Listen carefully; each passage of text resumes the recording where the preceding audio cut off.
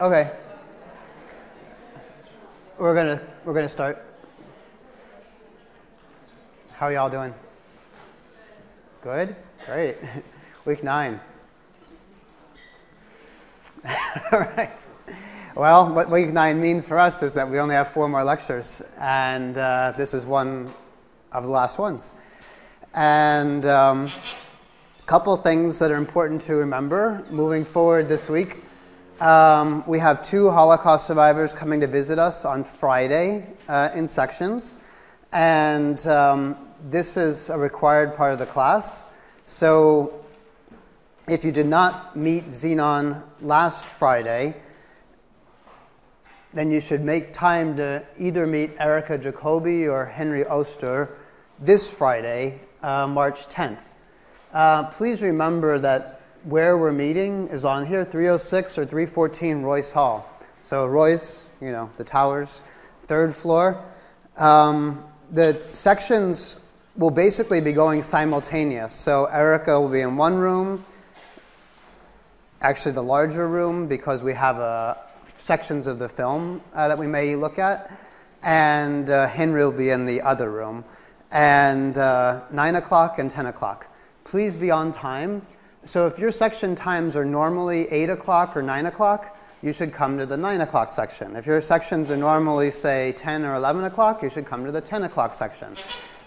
It is useful that you come as close as possible to your section time because the room has a limited number of seats. And one of the things we saw last week is that we didn't have a lot of people show up at 11, but we had a ton of people show up at 12, and we ran out of seats. So you're welcome to sit on the floor, it's fine. But it would be good if you, 8 and 9 o'clock, come at 9 o'clock. 10, 11 o'clock, come at 10 o'clock. Good. I will talk about, I want to debrief about the section with Xenon on Thursday. And so I'm going to kind of just defer that from today. So people who came to meet him, I think it was a very positive and really quite extraordinary experience. And we learned a lot. And I want to hear from you about things that you learned. But we're going to do that in the context of talking about Erica and Henry on Thursday. So I'm going to defer that because I have a totally separate lecture today. So in terms of things for preparation for Friday, and actually for Thursday too, the film, Swimming in Auschwitz, even if, quite honestly, even if you're not going to come and meet Erica, I recommend the film. It's only, I think it's 58 minutes long. You do need to put this password in. See, it's right there. Some of you email me and say, oh my God, it's private. I can't get it. It's right there. Just read the whole thing. And the same thing goes for Henry Oster, is that you have to register and put this key code in. One question I have, which is regarding the extra credit for the Holocaust Museum. Have any of you actually been able to log in and get the material, or have you had some problems registering still? Anyone logged in and say, I actually saw the material? The German 59 lecture is there, but then there's no material listed under it. Okay. Strange. Okay, I emailed them again because they were having some problems with the site. That is to say, I just simply selected everything they had, but apparently people were having trouble registering. So I'm going to figure out, hopefully they can get it resolved in the next, obviously 2 weeks for you all if you decide that you want to do that. Otherwise, if you want to, know something you can do for sure and you want extra credit, the museum is still here in LA, open, 7 days a week. And so I would say if you're interested in finding an opportunity for getting extra credit, this one, number 1. So you can go, it's open not only on weekends, it's also open during the week. You should check the hours though before you go, because on Fridays they close at 2 o'clock. They close early. And I believe that they have limited hours on the weekend. So this is still definitely there. This one I'll try to get resolved. They've had some problems with their website, and I'll try to figure that out. Okay, any other questions? I just remind you about the other last thing that you have due, which is now, I postponed it, like I said, till Sunday, the 12th, so that everyone has a chance to meet and talk with a Holocaust survivor. And that's your last response paper. It's up under week 9. It's been up since last week. And then next week, in week 10, we'll do Possibly actually on Thursday. I'll talk to you about the final exam. So I'm thinking I have a big lecture on Tuesday of next week, and then the last day of class. I think you should. I'll probably do it on this Thursday. I'll give you some sample final exam questions and give you a sense as to what it'll look like. So next class. And then we'll talk. You have a film for next week, paragraph 175, which is about the persecution of gay and lesbian victims. And we'll talk a little bit about two other victim groups, one being the Sinti and Roma, sometimes called gypsies, which is a somewhat derogatory term, and we'll talk about that, and gay and lesbian victims. We'll do that on Tuesday of next week, and then wrap up class really with questions that I'm going to raise today, which are questions around memory and the politics of memory. So this lecture, the last lecture, will actually dovetail nicely with things I'm going to talk about now. All right. Questions? Other? No? We're good? We're good. All right.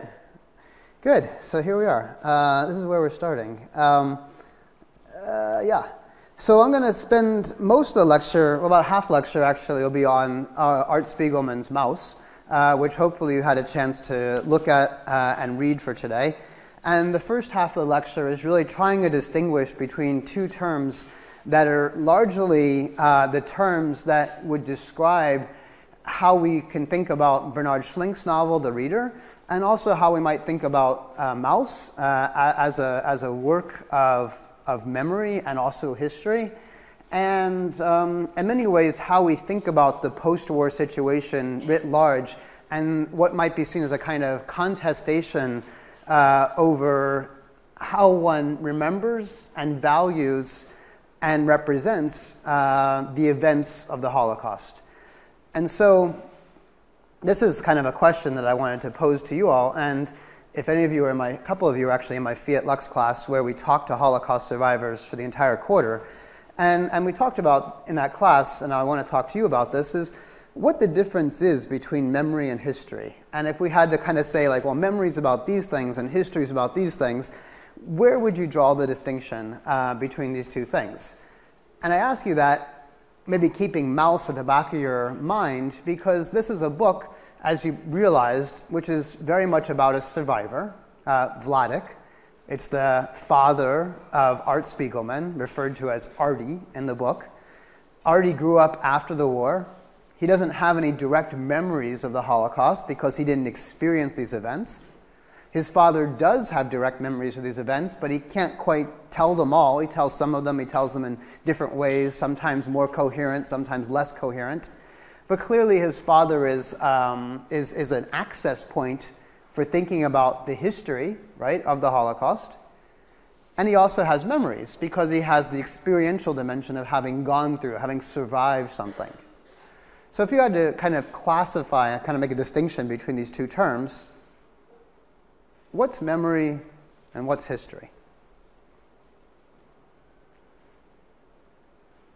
I think I would argue that memory is a more individual form or more personal form of history.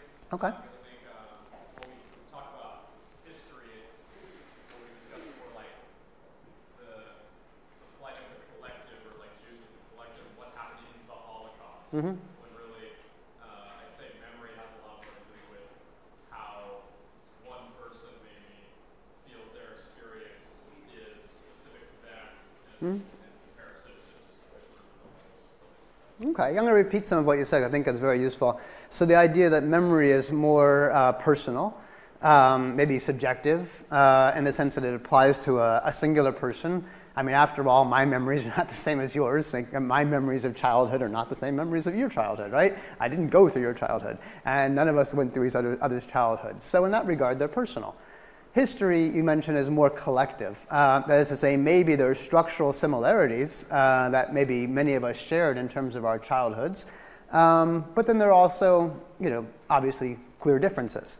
History, though, is something that's composed, you kind of said, in a kind of broader way. Okay, I think those are some useful differences. Some more personal, maybe more broad. What else? What else do you characterize in terms of these? If it's your memories of experience that happens rather than just You experienced your memories. And you may or may not, I mean, you could say you experienced your history too, but you also probably didn't experience lots of other histories. And yet we have access to them, maybe through books or documentaries or other things, right? So that's already an interesting question, is that history may or may not be experiential, but memory always is. Something else? Yeah?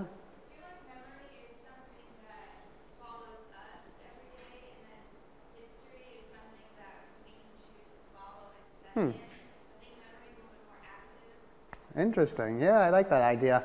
That's really interesting. Memory, you really can't get away from your memories. You can repress them, obviously.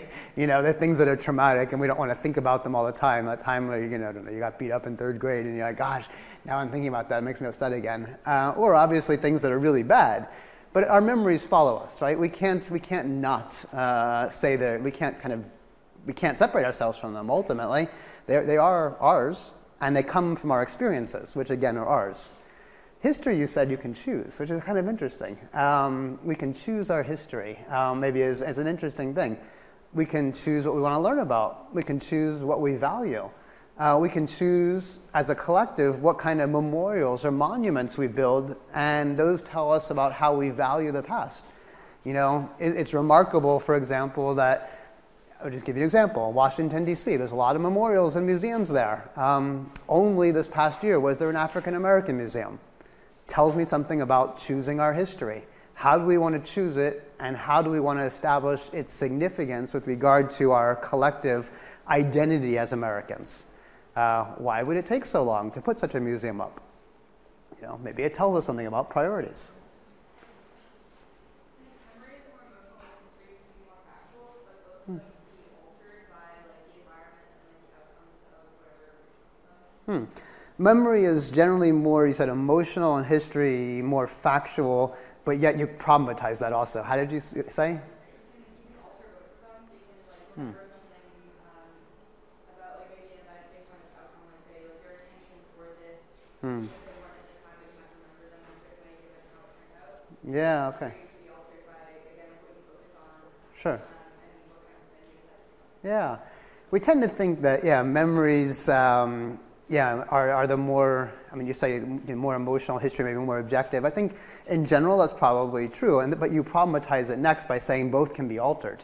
And that's really interesting as well. That is, history is not done once and for all, but we know full well that historians rewrite the past in different ways, or that things that were ignored in the past become considered important later on. So, for example, worker and labor history. Usually histories, we know about the kings and the queens and the princes and, the people in power, but what about the worker, the history of the workers, everyday people, or history of women, or history of minorities? More and more, you have a kind of a broader understanding of, say, American history that's more inclusive, and also looks back at ways in which certain stories were either ignored or not told. So history changes. And memory is not static either. Memory changes too, because the way in which I might remember something at different points in my life is going to change depending on the context I'm in, right? That horrible thing that happened when you were 8 years old, maybe when you're 20, it's still horrible. Maybe when you're 30, you'll see it somewhat different. And maybe when you're 50, you've forgotten it altogether. Or perhaps you understand it in a new way. So memory is often a function of the present as much as it is a reflection of events that happened in the past. Anything else we want to add that we haven't said about this? Because these two terms are really interesting for thinking about Spiegelman, because he's playing intensely with both of these terms. He's interrogating them. And with regard to the Holocaust, he's talking about a traumatic event and traumatic memories that are being carried into the future. And that future is, that is say that it's after 1945. It's all those ways in which a different generation is encountering something of the past that he himself did not go through, but others did. And how we access both those memories and its history and its importance. Okay, so here's a kind of a nice little summary of some things we talked about. This is typically how, and I think we separate these. I mean, typically we would say, and this is not absolute, typically would say memory is more subjective, is more personal, it's individual. It can certainly be faulty. That is to say, we may not remember everything, may not remember it the same way. And it's certainly experiential. And generally, we would say history is more objective, perhaps authoritative, written by historians who are credentialed, with PhDs and so forth. Maybe it applies more generally, perhaps more scientific, in that it's more objective. It uses sources, it backs them up, it tells the story. But it's important also that this last thing is important, is that history is not just events and it's not just stories. It's both. That is to say, there are events that one went through on an experiential dimension. These are events, things that happened. And then there's the process of putting those events into a narrative, making sense of them. And a narrative can be in many different forms. It can be in film. It can be in the form of a graphic novel. It can be in the form of a work of literature. It can be in the form of a memoir. So you're taking the events and putting them into language, into sentences, right? I mean, Art Spiegelman will say many times, I want it chronological. His dad will start talking about something from 1943, and he's on 1941. You're like, wait, I'm confused. Go in order. Because the demand of a narrative is one that goes chronological. He's interested in a chronological story. And his father maybe is remembering things that kind of come in and out. Sometimes his father will even remember Art will be smoking, and his father will suddenly then remember something about needing to keep the ghetto clean. So it's something that prompts his memory. It's almost like it sparks his memory. Right? All this is to say is that, that these two terms, history and memory, are actually kind of connected to each other in some interesting ways. So I wrote at the bottom that history is always written from a perspective, right? It's always, it's like what we care to privilege, what we care to put in there. Think of Lanzmann. He was also creating a history out of memories, but it was also always edited. It was always composed. It's never truly objective because different things are privileged, other stories are left out. And I would say, and then we found this out from Zenon actually just the other day, memory can also provide a critique of history. He talked about historians leaving many things out, and in particular with regard to how we think about resistance. And so in my class, I talked about kind of major figures who resisted. And he wanted to point out that there were these everyday folks that sometimes did something for him that he doesn't even know their names. They may have taken a photograph, they may have given him some food, they may have opened their house for a day.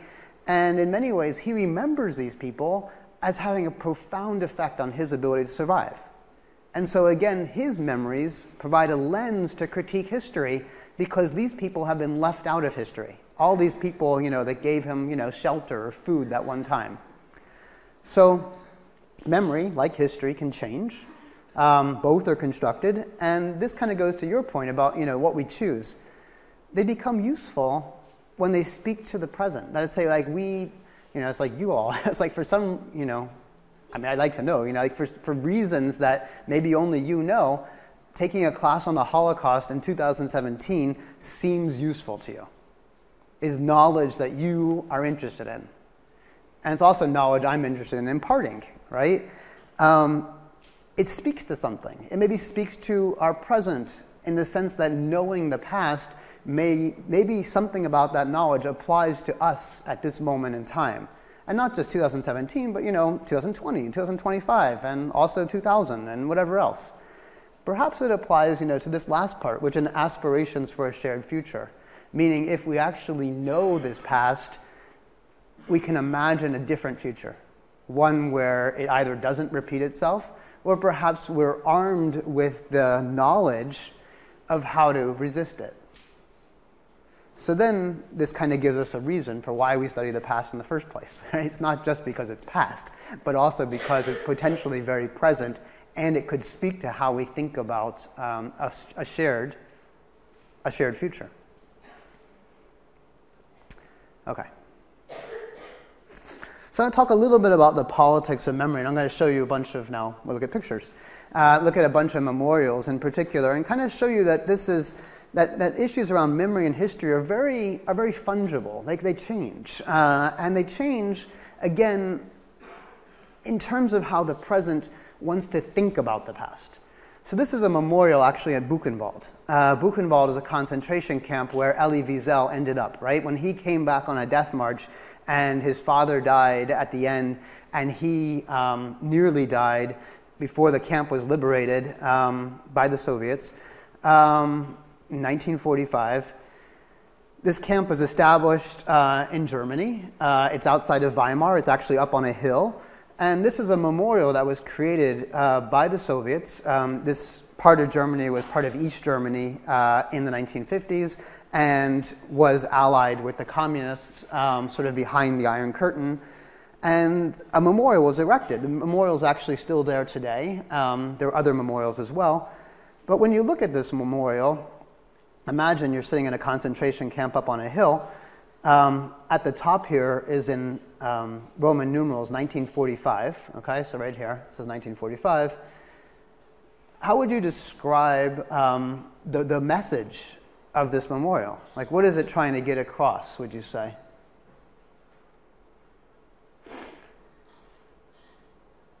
Or even just like, what is it composed of? I mean, there's obviously like two parts. There's a sculptural part and an architectural part. Yeah. Is it like concentration camp inmates kind of reading the liberators? Say again, I can't. It's concentration camp inmates reading the liberators, right? Or is Right, so I think it's partially that these are potentially survivors, people who had survived the camp. Are they greeting their liberators? Possible. Yeah. Yeah. you said the camp was liberated sometime in 1945? Yeah, April. Mm-hmm. April.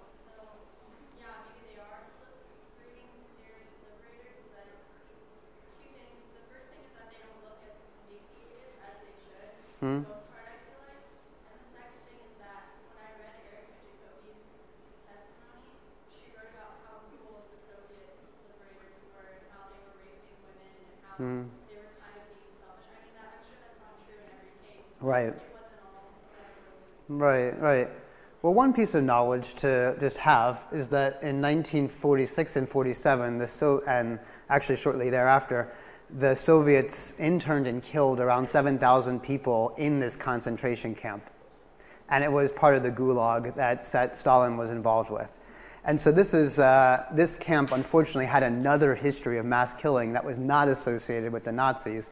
It was a special action carried out where the Soviets sent dissidents of communism and political prisoners. And so these people depicted there are probably not those people. But it's remarkable that you have a Nazi camp that then becomes part of a Stalinist camp just a few years later.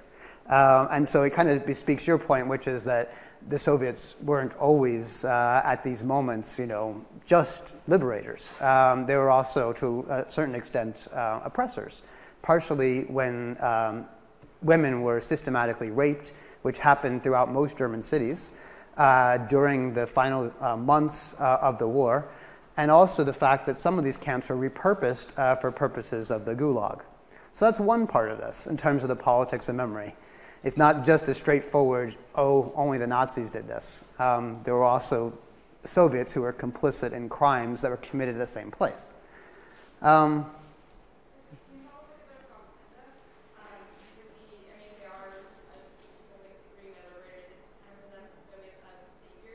Mm-hmm. which I think, Soviet propaganda did present that a lot, like this Mm-hmm. And so it's interesting that they're presented as being again so happy to see. Right. It meant that might not have been exactly. Right. That level of joy probably wasn't. I think a lot of during a lot of the liberation of the various camps, there was a lot of fear about what would happen next. Mm-hmm. Sure. Right. So, the question here is, for one thing, the perspective being presented here is that the Soviets defeated fascism, they were triumphant, and everyone was thankful that happened, and now people are free. But there was also really no attention to the victims themselves. These people here who are, they're not only, you mentioned kind of in good shape, relatively, raising potentially, I don't know if this is a flag or what this is, but this person, the kind of this idea of, we're all free, things, thank you for saving us. There's no recognition of who the victims are. There's no names given to the victims. And then, looking at this architecturally, it's pretty interesting, what is this tradition of kind of great kind of monuments that are being pointed out here? I mean, a sense of a kind of looking at maybe a Greco-Roman architectural tradition, which is obviously it's a monument with colonnades and stone and so forth, but a sense of kind of something triumphal. I mean, what triumphed? I mean, essentially, what was triumphed over? Why 1945 would be considered not just an end of the war, but also kind of clearly a victory, and an important victory to celebrate, to be sure, which is the defeat of fascism. But again, how does that fit within the ideology of the time? Why were the victims not given really any kind of recognition? I mean, you could think, to give you another sense of this, I mean, imagine you think of the Vietnam Veterans Memorial, which is all about the victims, and it's really not a triumphal monument at all. And so this tells you a little bit of kind of like what we mean by the politics of memory. To what extent are the victors and what extent the victims are being depicted, and sort of at what cost and with what kind of narrative, right? So when we talk about collective memories, we're talking about things like, museums, memorials, monuments, school curricula, any kind of public forms of commemoration. And these things are always kind of political. I mean, they just by definition are. Mainly because we, meaning me and you and others, don't have these memories. We weren't liberated. We weren't there. We weren't part of this, and yet it's being presented to us in a certain way.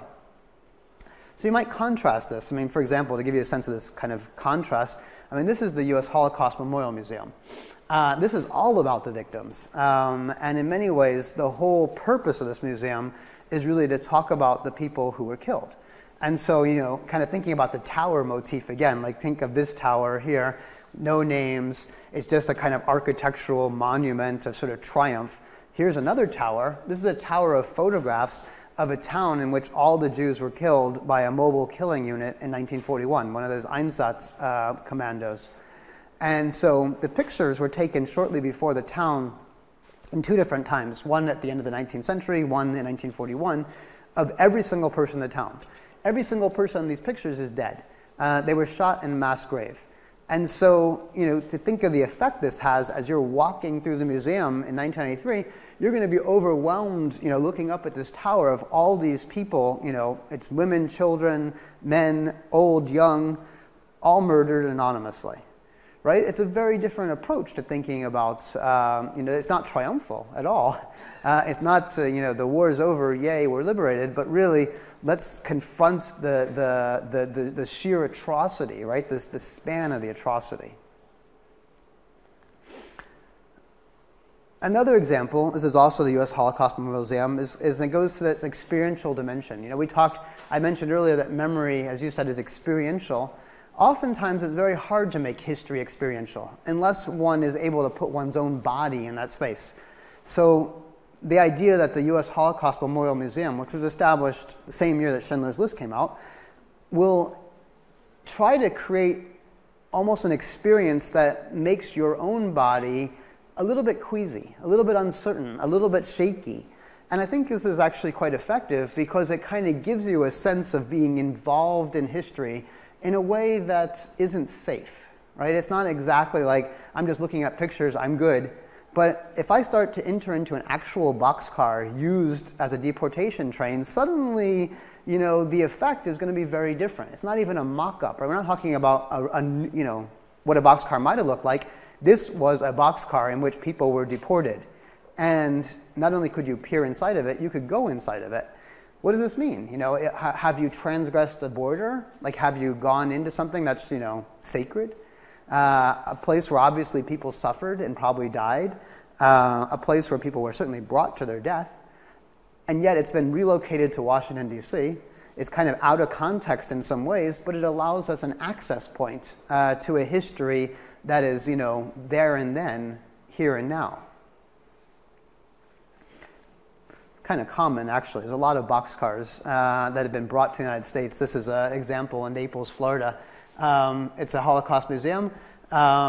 People can, when it's open, you can go inside of it. Obviously, sometimes they open the doors and you go in, and sometimes they're closed. But there's stairs here, so you could obviously get in. Is it tacky? I mean, maybe someone could argue that it is. That it's taking something and putting it on display and letting people, go and take, selfies in front of. Is that tacky? Maybe. Is there a way that we should respond, to this? I mean, do we have to, bow our heads? Do we have to keep silent? Do we have to pay our respects? What does it mean to actually stand in front of it and take a selfie? I mean, it's a really interesting question about how do you connect in a responsible way to the past, but also in a way that maybe, doesn't try to moralize. Like, I'm not going to say, don't do it. I mean, I think, it's really interesting to me. I was talking to a Holocaust survivor who's 90 years old, and she took selfies of herself in a concentration camp at age 90 and was very proud of it. Now you say, why did she do that? Well, she went back to the very camp that she was interned in with her children and grandchildren years later, and she was so happy to be alive and be back there that, in fact, she wanted the whole process documented. And there's all these pictures of her smiling, and she's sitting around. She's 90 years old in a wheelchair, and she's really happy to be back there. And they put these pictures on Facebook and other things, and it's remarkable, right? So to me, maybe it's the perspective, of course. It's obviously very different from a survivor to take a selfie than for you to take a selfie. But my point is that, time changes. People interact with the past in different ways. And I think it's an interesting question as to how memory and history often are, they're always moving, always changing. A couple other examples before I go to Spiegelman, which will really, I think, concretize these issues. This is a remarkable memorial. I actually grew up in Miami, and I remember seeing this when I was a kid. I was always so surprised by how moving it was. It's a hand, a sculpture hand. It's several stories high, inscribed with a number, obviously a tattoo, and then bodies of people kind of wailing and twisted and contorted, kind of coming out of it. Some of whom are screaming, others whom are trying to get out. And then as a whole, it looks like a hand, coming up out of the ground. And this is a remarkable Holocaust memorial created, to really convey the embodied sense of terror and fear and horror, right? And it does that. Also, given the patina, the green colored, it was painted, and then over time with the rain and everything else and the elements, it kind of has begun to, take on this brown and kind of weathered color. The artist himself, really amazing, had created these clay and then bronze statues. So this is actually a statue, it's not a person. It's a woman with a child, this person crying out. All these hundreds of statues were then attached to that central arm. And it's really quite remarkable in terms of trying to capture the emotions of fear and horror, right, in a very embodied way. And this memorial, it's a public memorial, and as you can see, it's available there.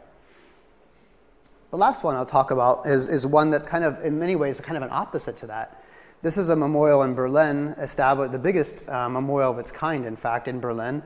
And I'll talk about this in the last day of class a little bit more, but I just want to say that it was constructed and opened to the public in 2005, and it consists just of concrete blocks.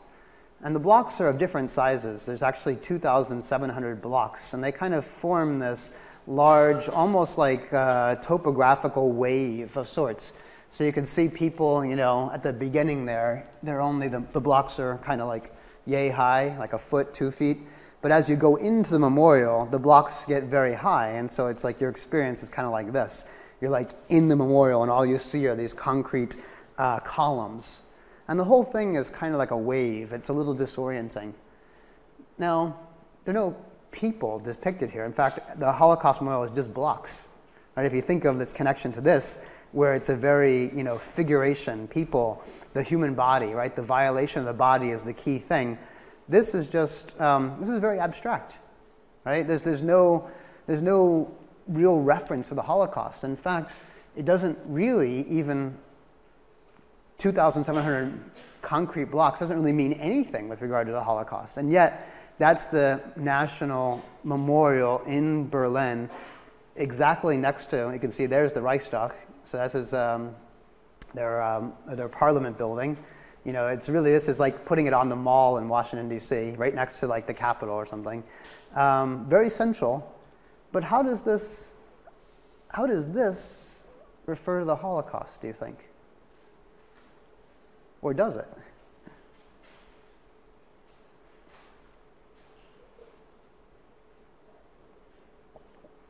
Have any of you been there, by chance? No? Yeah? So what was it like? Since you raised your hand. Did you go in it? Like, did you walk through it? Yeah? I mean, for me, it kind of resembled coffins in some ways. That's kind of what struck me. Is it's just like, and then it's just like overwhelming when you like walk inside. But like you said, it's like over your head, and you just like it slowly kind of just like engulfs you. It slowly engulfs you. Yeah. So in this regard, maybe this is how it speaks to the Holocaust, right? It doesn't actually refer to the actual people that were killed, but it creates an effect on you as a viewer, as you become engulfed in something, like physically. Yeah. You got a little lost in it. Yeah. Yeah. Yeah.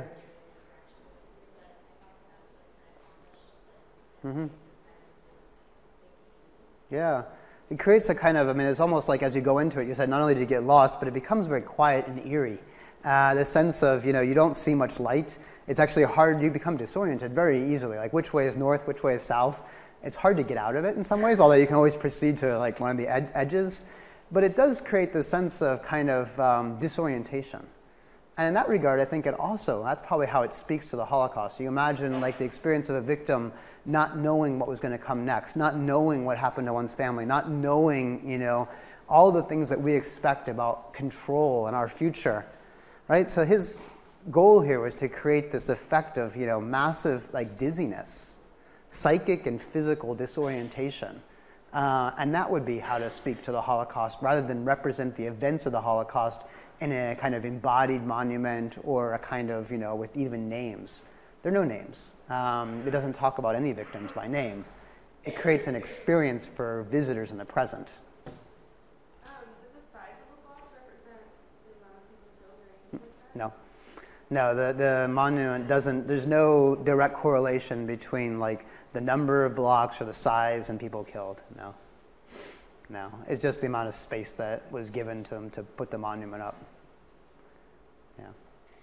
So we'll come back to that. I want you to think about it because we'll look at some other memorials the very last day and how they function, you know, again, in terms of thinking about collective memory. But now we're going to turn to kind of singular memory and questions of transmission and also a very different genre than what we have been looking at in the sense that we haven't looked at a graphic novel as a genre for thinking about Holocaust memory and history until now. So Maus 1 and 2, there's 2 volumes. I asked you only to look at Maus Volume 1, although hopefully some of you may have realized there's a second volume. You can look at it at your leisure. This is Art Spiegelman. He completed the work, actually almost a period of around 20 years and many different iterations, some of which the characters were developed prior to Maus in some of the comics that he had published in really kind of more off-mainstream venues.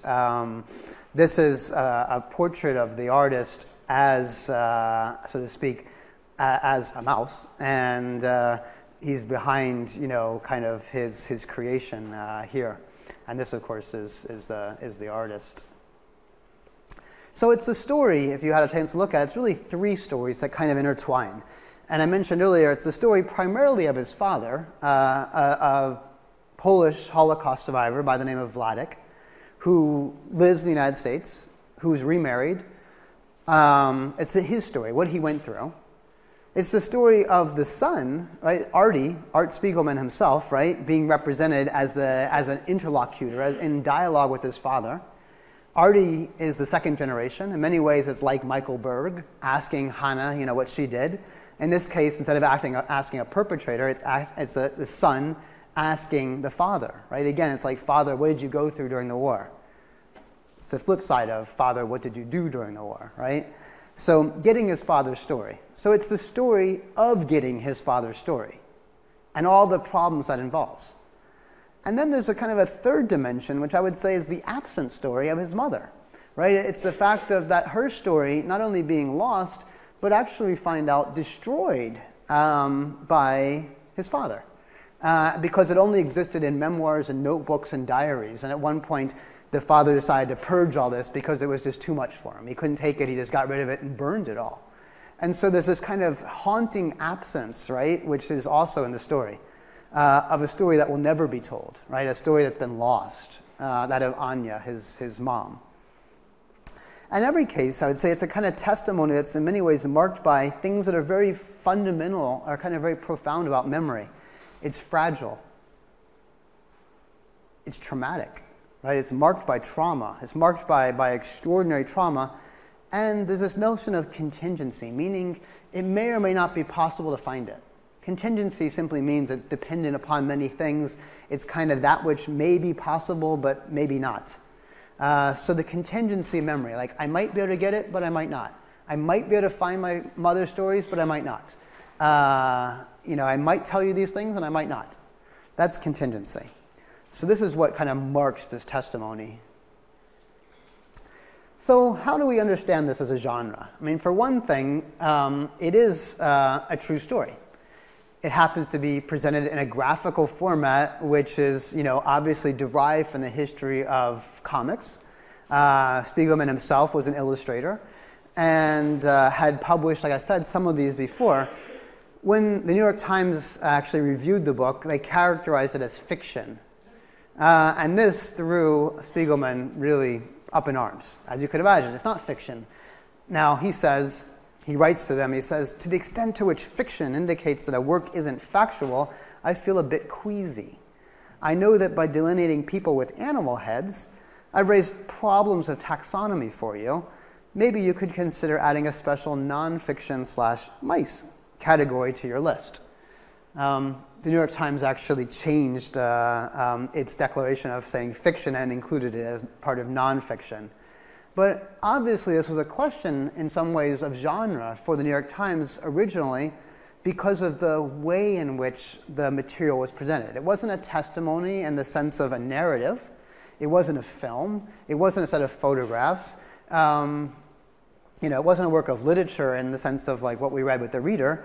It was this kind of hybrid format of certainly attesting to events in the past, composing them in a kind of chronological way, so it speaks a little bit like history, and yet there's a very profound visual dimension, which is everybody has been turned into an animal, right? Everyone in the book, there are really no humans other than a couple photographs, which we'll talk about in a minute, but everyone in the narrative is an animal. They're either a cat, they're a mouse, or they're a pig. And if you go to volume 2, you also get dogs and frogs. So everyone's an animal. And that raised problems of taxonomy for the New York Times. It also raised questions about what's at stake in depicting everyone essentially as an animal, right? So what does this mean? Well, for one thing, we can get a little bit of insight by looking at sort of the framing devices, kind of like the quotes at the very beginning of the volume. And so if you open the volume and you look before even the book begins, you get a quote that he includes by Adolf Hitler. The Jews are undoubtedly a race, but they're not human. Astounding, right? The essentially the Jews are something else besides human. They're a race, but they're not human. Maybe they're animals. Maybe they're subhuman. And then in the second volume, you get another one, which is really quite interesting. And it says Mickey Mouse, so a mouse, a nice mouse that we like. Mickey Mouse is the most miserable ideal ever created. The dirty and filth-covered vermin, the greatest bacteria carrier of the animal kingdom, like mice, rats, cannot be the ideal type of animal. Away with the Jewish brutalization of the people. Down with Mickey Mouse. Wear the swastika cross, with pride. And this is from a newspaper article in Germany in the 1930s. So these two framing devices kind of offer us insight as to why is everyone turned into an animal? In particular, why are Jews mice? So why are Jews mice? Maybe it's sort of like irony, because I know that Jews were referred to as vermin, as rats. Mm-hmm. So it's sort of like, also mice are referred to as cat. Right. About sometimes in relation to Right. In relationship, certainly the cat-mouse relationship is, we know Tom and Jerry, right? This is a predator-prey, right? We know that. So that's part of the idea. Pigs don't really usually figure into this ecosystem, but pigs are there, but as poles, which again raises a question too about, how do we think of pigs? Are they dirty? Are they slothful? Are they, what are they? And why would poles be represented as a whole like that? There's an interesting kind of, racialization that one would need to confront there. But I think you're right about the issue of at least rats. Rats are certainly connected with vermin. And we know, if you remember the history of anti-Semitism in the film we saw, The Eternal Jew, at the very beginning of class, you might remember the conflation of Jews and vermin and rats. And in many ways, what Spiegelman is doing is he's turning this around. He's inverting it. I mean, not to say that Jews now are rats, but they're mice, maybe a little bit more, whatever, quote-unquote clean, but certainly he's taking an anti-Semitic trope and he's inverting it, right? Now suddenly these mice are very human, and they have certain qualities. I mean, what qualities do they have? Yeah? Mm-hmm. Well, my grandma used to say that the Polish were no better during the war. Right. The war, and this is quoting her, Yeah. a Holocaust survivor. And the Germans themselves, and at times they were worse. And she would say that she wished the world would open up and swallow Poland. I see.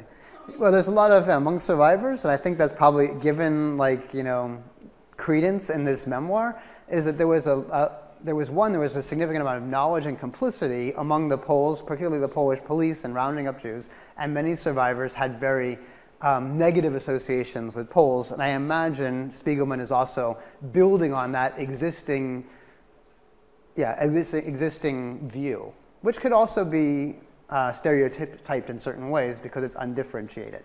We know there were also Poles that did things that saved Jews, but there were many that didn't.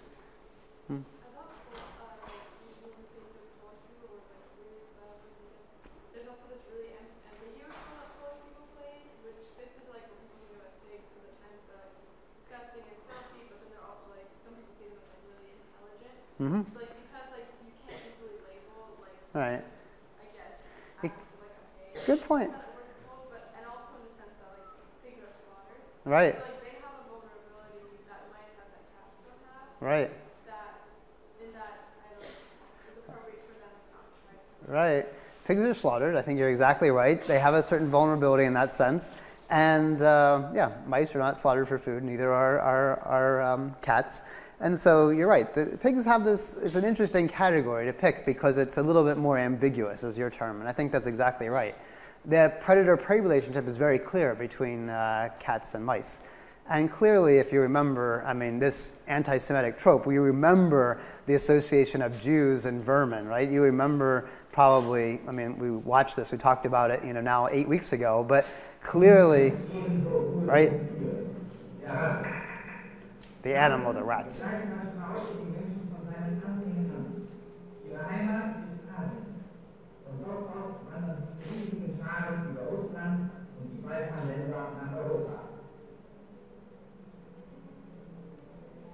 So, just like the Jews go everywhere, the rats go everywhere.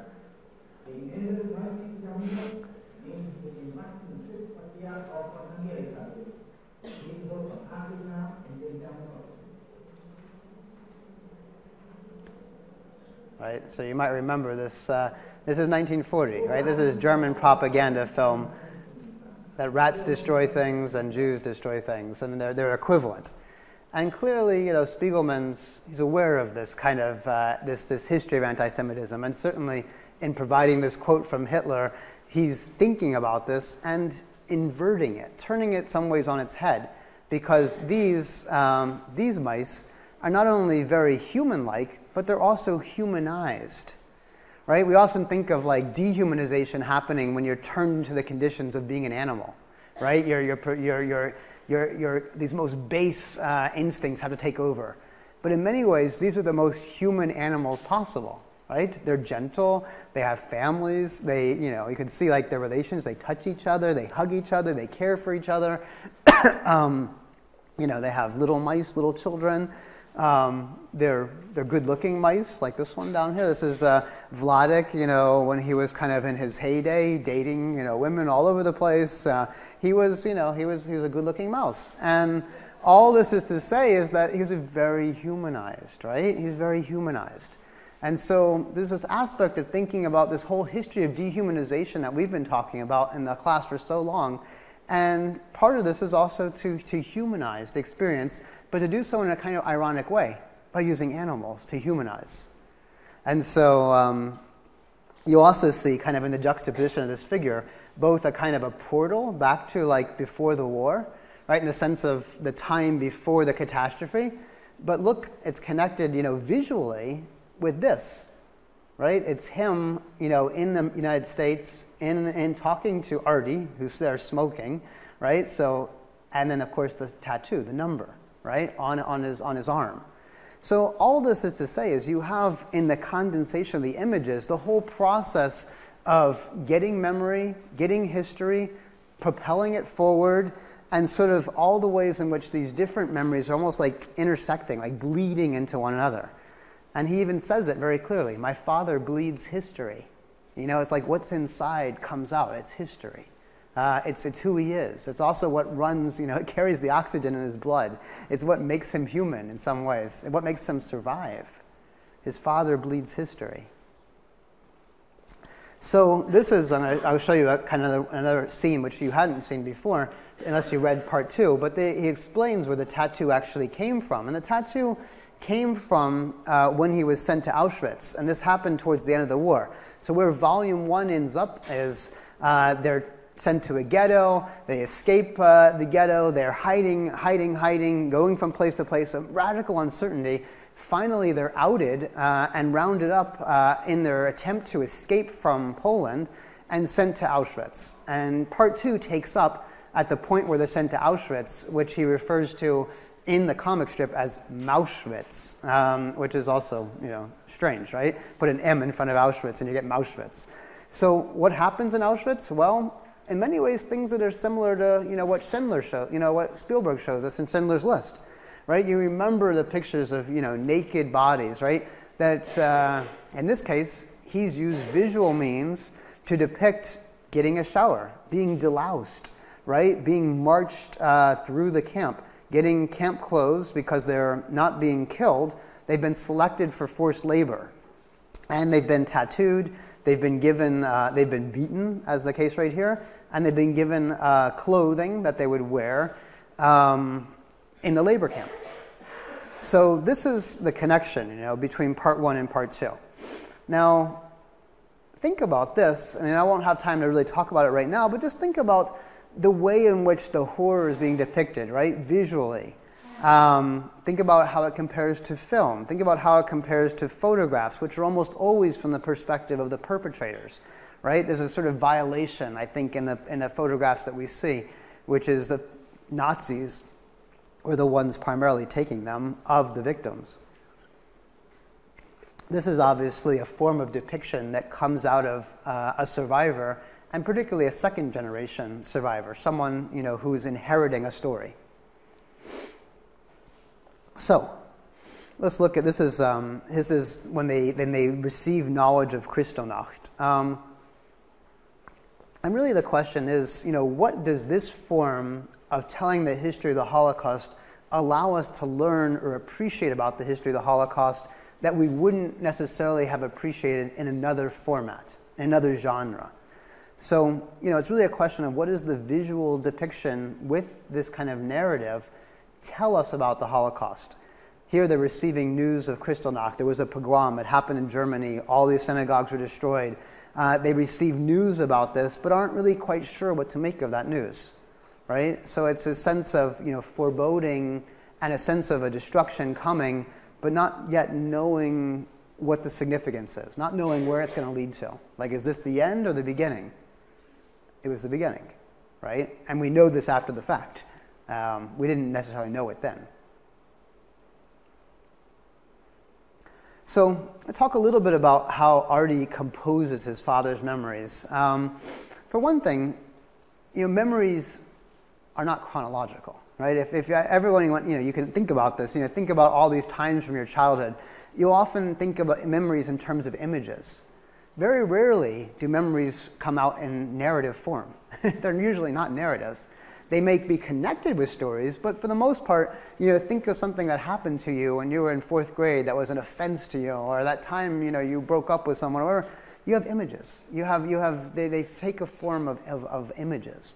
And so they begin to meld together, they're reinterpreted, we give them a narrative, we explain them, we make them meaningful, right? This all happens. And in many ways, what Artie is doing is he's providing both a narrative, and in some ways he's providing images, but yet he's not doing the drawing. His father's not doing the drawing, Artie's doing the drawing, right? So in many ways, Artie is providing his father with images of his memories.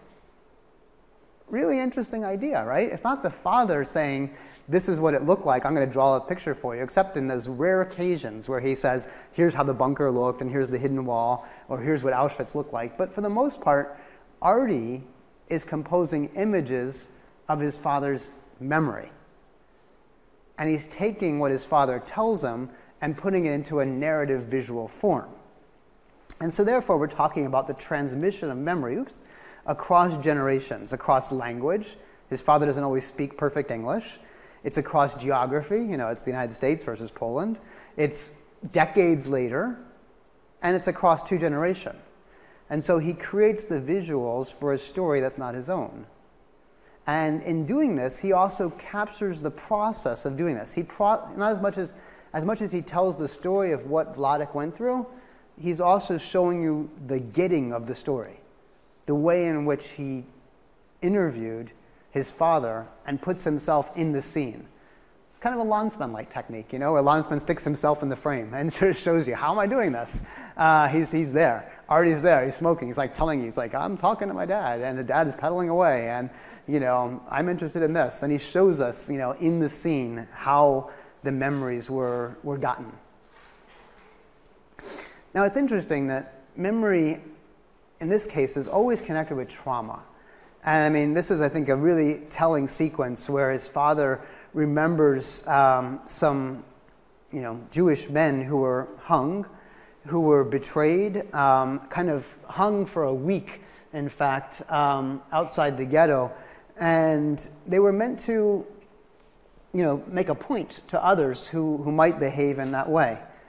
Now, this is what I think is so remarkable, is that these memories haunt him, right? So visually, it's like the memory of this searing image is ingrained in his head. And then Spiegelman depicts this on the right-hand side of something that he can't get away. He says, I still cry, even from my dead eye to this day. So this is the present, talking about a trauma that's depicted over here of history. So it's like history, memory, telling a memory, all on the same sequence. And that's really remarkable. So this is the events that happen. That's the history. The trauma is over there. It's what does it mean to you? I'm still scared by it. I'm still saddened by it. I still am affected by it. And then it's the telling of it to Artie right here, who asks him something else. He asks him not about this event. He asks him about his mom.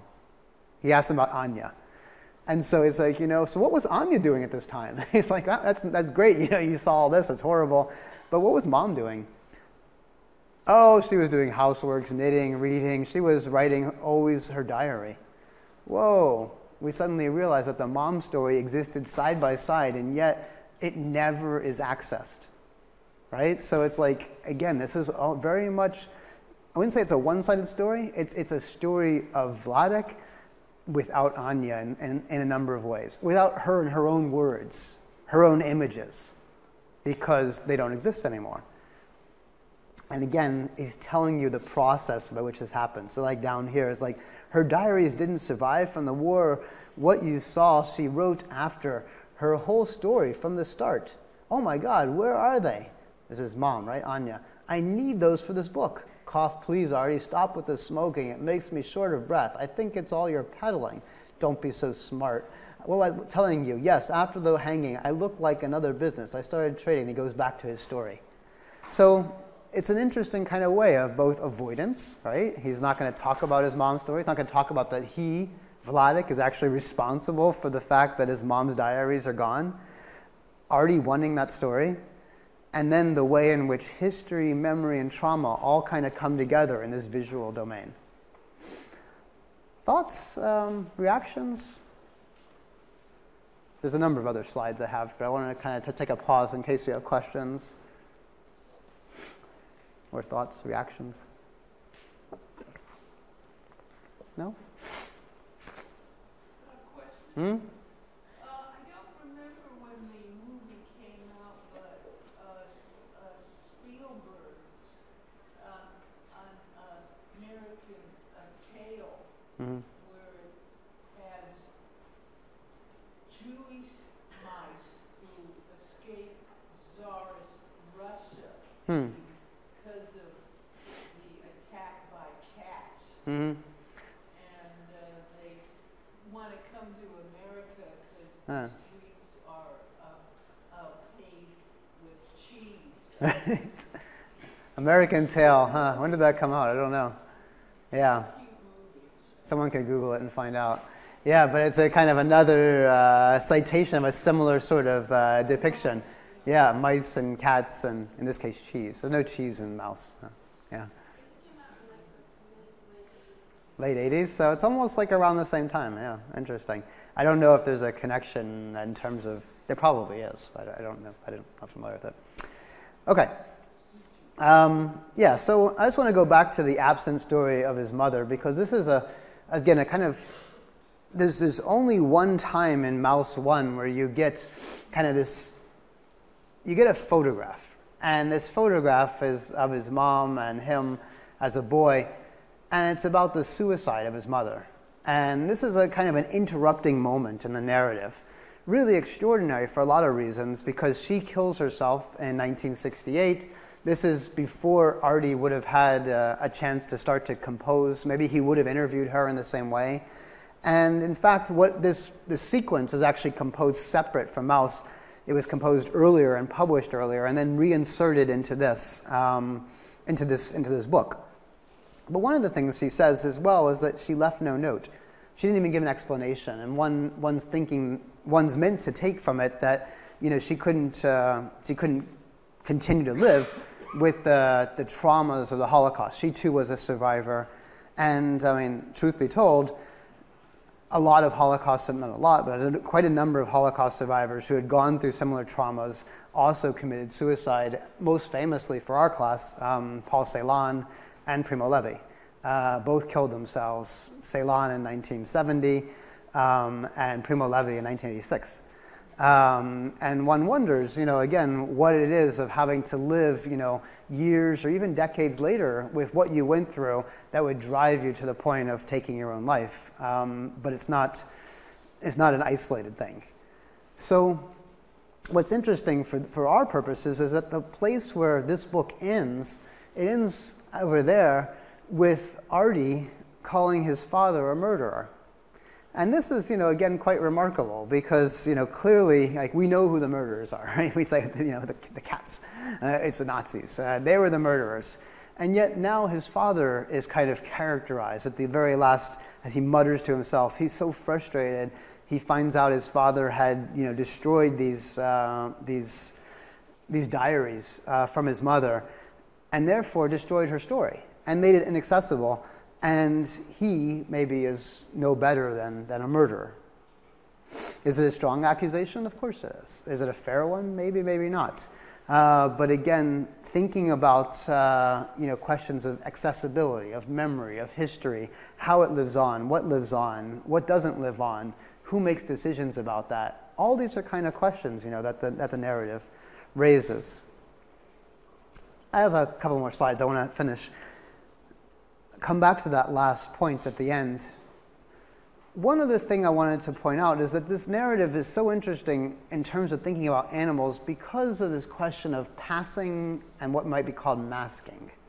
So at one point, you might remember that when Anya and Artie are walking around trying to find a place, you know, people to take them in, they try to pass as Polish. They put on pig masks. Right? I mean, literally try to say, like, I'm not a mouse, I'm a Pole, you know? And this is, I mean, Zenon's exact itinerary. He's like, I'm not a Jew, I'm a Pole. He lived his whole life in the open, as many of you got a chance to talk to him last Friday, as a Pole. He got new identity, new papers. The problem, as you can see, the tail, right? The problem is Anya doesn't quite pass, right? She doesn't quite pass as Polish. And this question of, can you mask an identity? Can you take on a new identity? Can you pass as something else?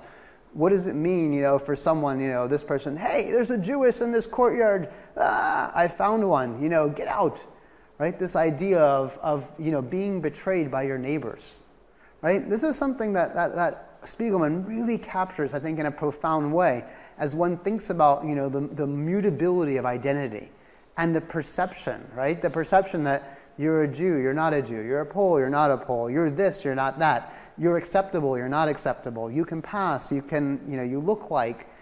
Where these stereotypes come from and where this kind of power, also this power of everyday policing comes in. Think about, the questions around hiding and outing. And the fact is that sometimes the neighbors can be very cruel, right? You're undocumented. Out. Find you. Same thing. All right. Let me go to the end here because I'm just actually, I'm going to go to the final page of Mouse. This is the last page of the second volume, and I think it kind of comes in some ways full circle from the first volume. If you haven't read it, I'm going to read it to you because I think it's really quite extraordinary. So he survived the war. It turns out that Anya also survived the war. They were both sent to Auschwitz. They managed to reunite on the very last page. That is to say, they had been separated and they reunite. Look who's here. Somebody found Anya. Find Anya. Bring her right away. And somebody found her. Gasp. He's utterly so. There's like Vladek and Anya reunited. Vladek. It was such a moment that everybody around was crying together with us. Anya, Anya, my Anya. More I don't need to tell you. We were both very happy and lived happy ever after. So let's stop, please. Your tape recorder. I'm tired from talking, Richu, and it's enough stories for now. And then a gravestone of his dad and mom. What do you make of this last panel?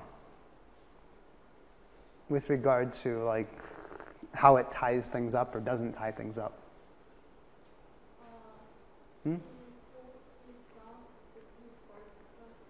Right, so it's he calls Artie Richu, right? It's the kid who was killed, who died in the ghetto. So this kind of almost, this is, again, you think about trauma. You think about the way in which trauma outlives, in many ways, outlives the scene, so to speak. What else? I mean, it kind of sweeps everything under the rug here at the end. We lived happily ever after. Not the case, at least for her. No, it wasn't the case for her, right? I mean, Anya lived constantly with depression and suicidal thoughts. She killed herself.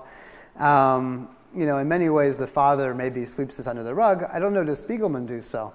It's interesting. I don't know. I mean, when providing a memorial, in many ways, this book now stands as a memorial to both of his parents' history, and he imagines the two of them, reunited in death, in having a common gravestone. But we certainly know that process of a family being fragmented, broken apart, a person whose story Richu's will never be known. Anya's largely not known. Vladek's known, but also mediated in all kinds of ways by the son. So it raises a lot of kind of questions. As much as it brings things together, it also opens up a kind of Pandora's box of questions about how memory in the present continues to function or not function. I'll use my last 5 minutes, last slides. So this is Spiegelman, and this kind of think about this as you kind of go back to Maus. He talks about sort of his mode of operating here. He says, I need to show the events, like the Holocaust, and the memory of the Holocaust, without showing them. I need to show them without showing them. That's a really interesting kind of thing. I'm going to show them, but I'm not going to show them. I want to show the masking of these events in their representation. Meaning, the events of the Holocaust are in some ways masked in the way in which they're presented in a form, in a visual form, in the form of a graphic novel, in film. So there's a sense of showing and not showing, a sense of how the representation gives us some point of access, but in other ways it actually covers things up. And so this is an interesting kind of, assessment of sort of his, way of thinking. As we go forward, think about that. Last slide I want to show you is actually this. And this is maybe one way to think about this question of, where Spiegelman fits, in thinking about the history of the Holocaust. Maybe it's a question of thinking about a kind of a memory that comes after. And this is post-memory is a term that a Holocaust historian by the name of Mariana Hirsch created. It doesn't really mean after memory. It means the ways in which another generation inherits someone else's memories. So if your parents had gone through something very traumatic and they pass this along to you, you take it in and make sense of it in certain ways. Right? Maybe they were an immigrant family. They're first generation to come to the United States, and they remember that time when they had to escape their country. And they've told you this over and over again. And in many ways, you've become burdened in some ways with that memory, but it also becomes who you are because you've taken it on. So post-memory refers to the profound and effective ways, the emotional ways, that a second generation inherits memories and histories that are not their own. This is what Spiegelman's doing. He's inheriting someone else's memories. They're not his. He didn't go through it. He doesn't have any experiential idea. He went through the process of learning about those memories, but he didn't go through the Holocaust. And so therefore, this is marked for him by a kind of imaginative investment. He has to imagine what it'd been like. He draws pictures. He creates narratives. He tells you the process in which he composed it. He creates it. He takes them on in some ways as his own, almost like a surrogate memory. But eventually, at the end of the day, these memories aren't his own. They're inherited. And at the final analysis, they don't add up to a whole, right? They don't finally become, a totality. They're still fragmented. They're still suffused by trauma. They're still partial. There's things that are still lost. He'll never get Anya's story. He'll never know the totality of what his father went through. He'll never know, Richu's story. Again, it's a fragmentation. You inherit things, you make sense of them the best you can, but you also realize that they're still partial. They're still fragmented. They're still broken. At the end of the day, this is also a broken connection to the past. And in many ways, I think that's what Maus is about. It's about the brokenness of that connection to the past, and yet the desire to learn and make it one's own. Okay. We'll end there, and we'll take up with Holocaust eyewitness testimonies on Thursday.